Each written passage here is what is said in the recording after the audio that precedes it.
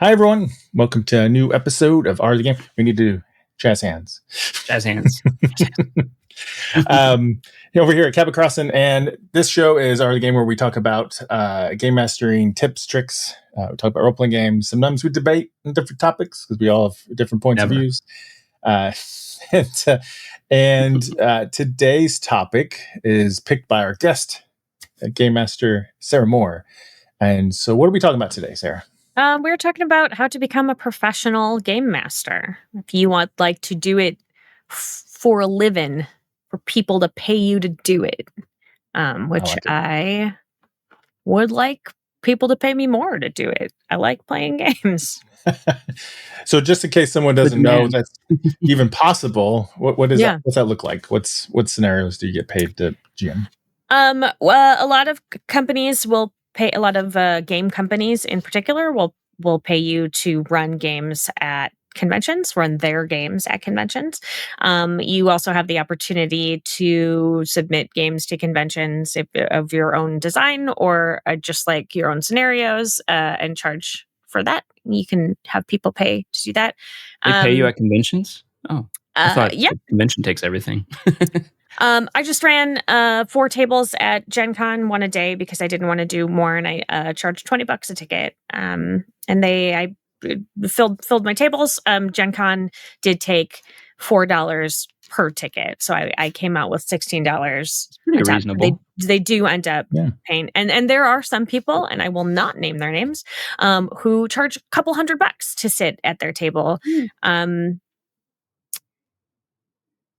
That's too much in my brain. It's a lot. And maybe it's just because I'm like, I could never pay $200. I feel like I better be in a castle for that. I'm just saying. Yeah, I mean, and that is the thing as well. There's D&D on a cruise, there's D&D in a castle. Those are all paid opportunities for the professional DM. There's also a lot of companies around the country that will sort of hook you up with a DM if you're letting the DMs get paid, and then the company will take sort of a little percentage of each ticket sale that you make. They can sort of set up an ongoing campaign, a monthly campaign, online or in person. And then there's also, I personally work with a company called Rough Magic, and we do something called Drinking and Dragons all over Chicago. And there's like 13 or 14 events a month now at a bunch of area bars, and you buy a ticket, and we as GMs get paid per person at the table. You have to drink with them? That sounds like it could go really bad. I personally don't. I usually have a Coke. But I think something that happens with those kinds of things is that you also then, not only do people buy tickets, but there's a higher percentage of people like dropping you a tip. Because that's their entertainment, right? For the evening, I'm going to go out. It costs me, let's say, $20 for this evening of GMing. So I'm going to sit at this table. There's been a lot of like, hey, the bar serves food, so let's get some stuff for the table that everybody can share. And then also at the end, that like, here's my Venmo, man. And like sometimes you just get a couple extra bucks to get a little kickback for hanging out and having done the work. That sounds pretty cool. Yeah, it's so jamming in a bar, man, though, it's not my favorite experience. Very loud. Yeah, it's really loud. There are some bars that have a quieter area or a back room or something that you can go into. I've done a couple at coffee shops. Those are dope because those are not very loud at all. I personally have pretty severe hearing loss in my right ear, bad enough that I wear hearing aids. And it's tough in bars. It's very echoey and everybody is yelling. And there's one that I go to like almost every month. I go and do this one because it's closest to my house, but they have just like a row of pinball machines. And sometimes they put us back by the pinball machines, and then it's just like a constant ringing, and I have to like really lean in and be like, hey, I can hear you for sure. That's Is this a big city you're in, or Chicago, anything, or is it? Oh, Chicago. Okay. Yeah. That's kind of big. It's big-ish. Kind of big, you know. yeah. Where is windy? Yeah, it's a little bit. It's real hot right now, which is not my favorite. But yeah, I think that there are lots of avenues. I also think that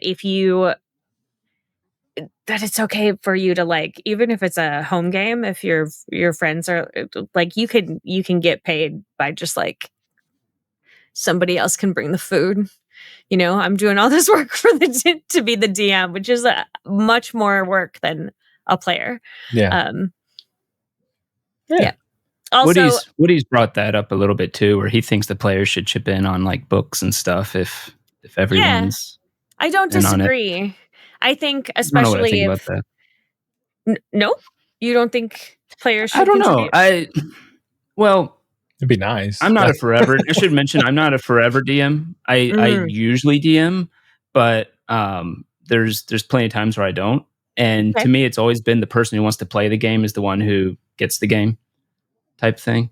Because we don't really play D&D anymore, right? If it was D&D, maybe, because it's just like the default go-to that everyone plays, but it's not like that anymore in today's world. So, well, I know that really on my show last year, I ran 37 different systems, and that's too many to buy by myself. So like, I think that, like, it depends on how often you switch at your table. It depends on what's happening, and if it's the same group and you're always coming to the same house.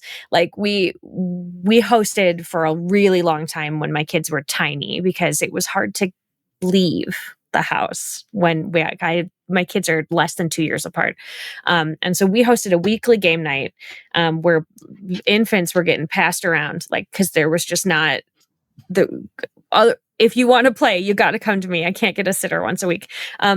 But then we had to have a conversation of like, hey, I can't also feed 5 extra adults once a week. Like, somebody else, you start passing that around. And like, if we want to go into a new system, like, somebody else needs to pay for the book this time. I should, I think that it's okay to share a load with a table that you game with regularly. I wouldn't expect that from strangers who have signed up for my game at a con or a bar. Right. But you have to buy me a drink. No. The more I think about it, I realize my friends are also, they'll like buy a game and be like, can you run this? I'm like, okay. Yeah, that's how you do it. You want to run, you buy the game, and then I'll run it. Yeah. And I think that is a thing that sort of naturally happens with some groups. Sometimes you have to be like, hey, man, this book is $60. Maybe someone else could buy it this time. Yeah, I get that. But I also, I think expensive. They are very expensive. They'd be booking, especially recently with all of the extra like tariffs and like import taxes and things. Like, things are just going to get more expensive. Especially for board games. Books at least only have like a 6%, but board games have gone like. Yeah. It's been a lot. But I also would like to say that you can still call yourself a professional GM and only get paid to do one table. Like, it counts. You are doing it in a professional capacity. Someone is giving you money to do this. I think that's great. We joked before go ahead, sorry. Oh, I'm sorry. I was going to say, I've been thinking about trying it out sometime. Just do it. Yeah. So with all that time you have, all my free time. So much extra time between writing books, running a channel, your day job. Yeah, you got plenty of time. You have like a solid 12 minutes a week that I really feel like I get at least 4 hours of sleep. That's 4 hours I could be getting. That's too much. Selfish of you. 4 hours? Yeah. Yikes. That's one sleep cycle. Yeah, but I mean, like, even offering it just over Zoom, like, I don't know how active you are on socials, but if people are interested in the games that you run on your channel, and you're like I have a Patreon where one of the tiers is a monthly game, and I run a game a month, and it's great. like everybody is all in, and it's really fun, and they're very engaged, and that is, and they're just fans, which probably helps, right? Because it's not just like and they're random people. it's not some random person. Yeah, and they interact with me in the space as well, like on my Discord and everything. So that's always good to have. But I also think, I think that there are so many avenues, and I think people don't consider all of them for like professional GMing. We're not all going to be Matt Mercer or Brennan Lee Mulligan. Like, no, it's not going to It helps happen. with the voice actors. I'll never have that Matt Mercer hair as locks. All those luscious locks, yeah. But like, even those dudes, like, they would, I'm sure, consider themselves professional GMs, obviously, but like, they do other stuff that probably pays them more than than the professional GMing, even though that's what they're like mainly known for. Like, I'll say this: if you're planning to make a career out of professional GMing, you might want to think twice. If you're planning to make some money out of being a GM, perfectly good, right? It's like, don't expect to blow up and become like a super rich GM person. But it's the same thing with game design. You can expect to make money on it. Yeah. But maybe not as much as you might think. It is not. You're not going into it because it's crazy lucrative. Or if you are going to be making that much a month, like, you are going to be running a game every day, a paid game every day, and then like your brain might get a little tired. It's like possible. You're doing Uber or something. Yeah.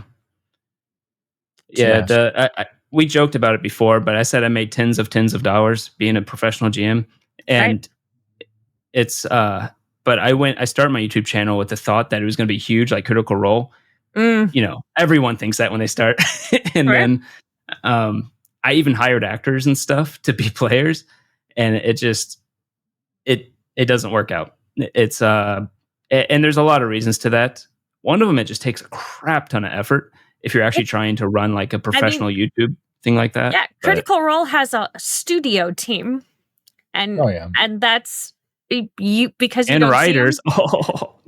People don't think about it. I mean, they do. They have all of those things. Everybody is a professional and is getting paid like union scale. Like, it is just not what people don't have access to that. And because they are good at their jobs, it does not look like and they were first to market too, which helped. Yeah. But it wouldn't have gotten as big if it wasn't all professional. No, they're great. I mean, actors, like, as someone who's watched every single episode, believe me, I like them. I have their shirts. Lovely. But I know you wore it one time, and I was like, "Oh, are you dressed? Did you dress for the job you want, not the job you have today?" It's called cross advertising. Yeah, just kidding. Yeah, just giving them a little boost. They need it. They don't have enough eyeballs. So. All right, cool. So if someone wants to go into pro GMing, and obviously you get experience GMing first before you try to do that, right? Yes. But how much experience do you think someone needs before they try to do that? Does it just need to be smooth and know one system, or what do you think? I mean, I think that it is mainly a confidence game. Truly, all GMs are just con men when it comes down to it. I think. I like that. It's gonna be a quote. It's like it's mostly it's being able to just like adjudicate a decision and make a smooth like experience for your table. And that's not something that anybody can really teach you, right? Like, you just have to be like, if I don't know the answer, I'm not going to bury myself in this book for 20 minutes. I'm just going to make a decision, and we'll figure it out later. And I think that a good start, if you are not super confident, but let's say, like Magpie games, like you've run Root 17,000 times at your table and you are comfortable with Root. A lot of those smaller but bigger publishers are always looking for people to come and run their games at conventions. And so then they do the structuring and they find your table for you. And that can be a good way for you to sort of dip your toe into doing professional GMing, because then it's somebody else is taking care of the administrative stuff, which is the tedious part. Yeah. I'm going to say something. You can tell me if you agree or don't agree, because I don't have as much experience as you do. Would you say it's almost more important to figure out how to be interpersonal and like a people person than it is actually knowing like rules per se when it comes to that type of thing? Yeah. I'm a rule of cool person at the table, as opposed to a rules as written. And I am upfront about that when I am pitching games to people, or when I am there. I always say I run the game that you want to play. So like, I'm going to follow your weird tangents, and like, we're going to get into stuff that you didn't realize was in this game, and that's fine. And we're going to do it. Which means that sometimes you're going to say a thing that you're like, I would like to parkour off this dude's chest and then run into this other guy and then flip over him and use a spell to create rain. There's nothing in any game that has exactly how you would adjudicate that particular situation. But like, you have to come in with the confidence of being like, I have made this decision and I am not wavering, and that is what we're going to do. And I want you to feel cool. We play games to feel like heroes, and that is what I want you to leave my table feeling like. And so like, I'm going to call for this check, and I'm going to maybe just let it happen because it's going to be fun. Or if you fail, it's going to be spectacular. Either way, you're going to have a great, memorable moment. And I think being charismatic at the table and willing to give your players those highlight moments is almost more important. I said almost, nobody come for me. Almost more important than if you know exactly how water walk works. Doesn't matter. You know? Yeah. As long as you are consistent with how it works that session, cool. Yeah, I'm totally the same way. I break rules all the time without even knowing it. And that's the point. Yeah. I didn't know. So I just made it up. Didn't know how to make it up. We could have absolutely halted the game, and we could have all buried ourselves in our book for an hour and a half, and then we figured it out. But then by that point, you don't even know what you're doing anymore. Like, what were we doing? I don't know. And I think that there are a couple of companies also that will like maybe provide you little cheat sheet situations. That's a thing that I do because I am constantly learning new games. I make myself little cheat sheets of like, these are the really important things. And if you ask me to do something and I look at my cheat sheet and it is not on there, then I'll just be like, cool, roll some dice. Tell me, we'll make it this check. Great. I say we'll look it up after. Yeah. And then I don't even bother to look it up after. Yeah, most people don't. To be honest. Yeah, I mean, especially in a one-shot situation, like at a convention or a one-off paid game, like it's not about that. It's about telling a fun story and like having a good time. And like I tend to stay away from games that are wildly crunchy because of that. Yeah, I've started to now.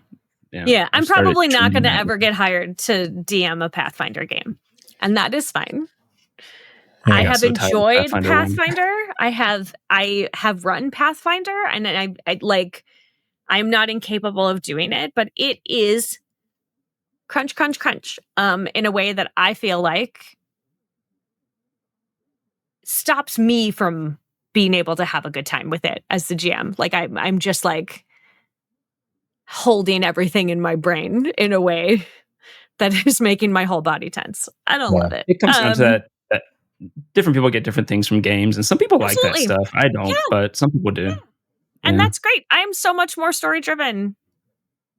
I think I liked more detailed tactical games when I was younger. Now I'm kind of like, I don't got time to memorize all that. Yeah.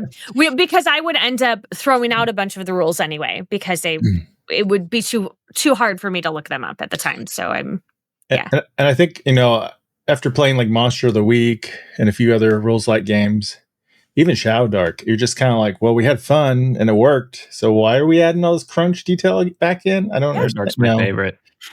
Yeah, I know you love Shadow Dark. Yeah. Do it.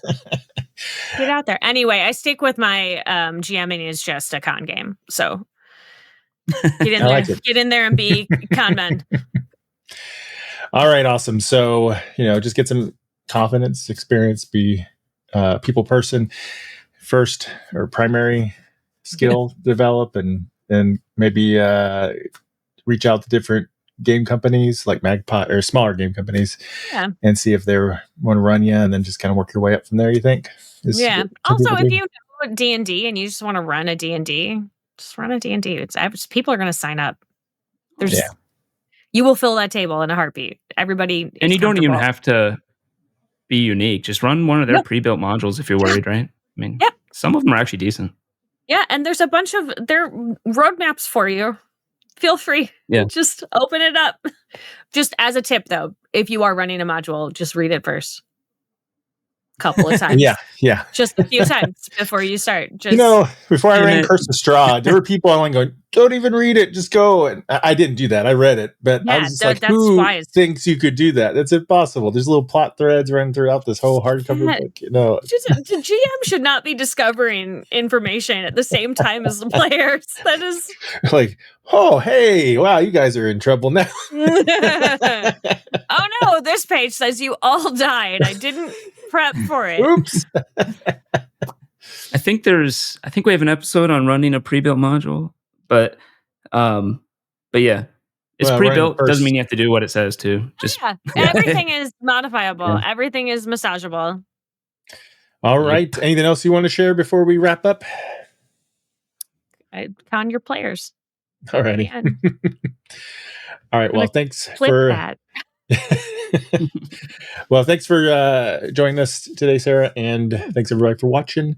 And until next time, keep conning. When the dice roll high, we touch the sky, but when they crash, it's a barely laugh. Genre play lighting the way, our tales unleash the wild.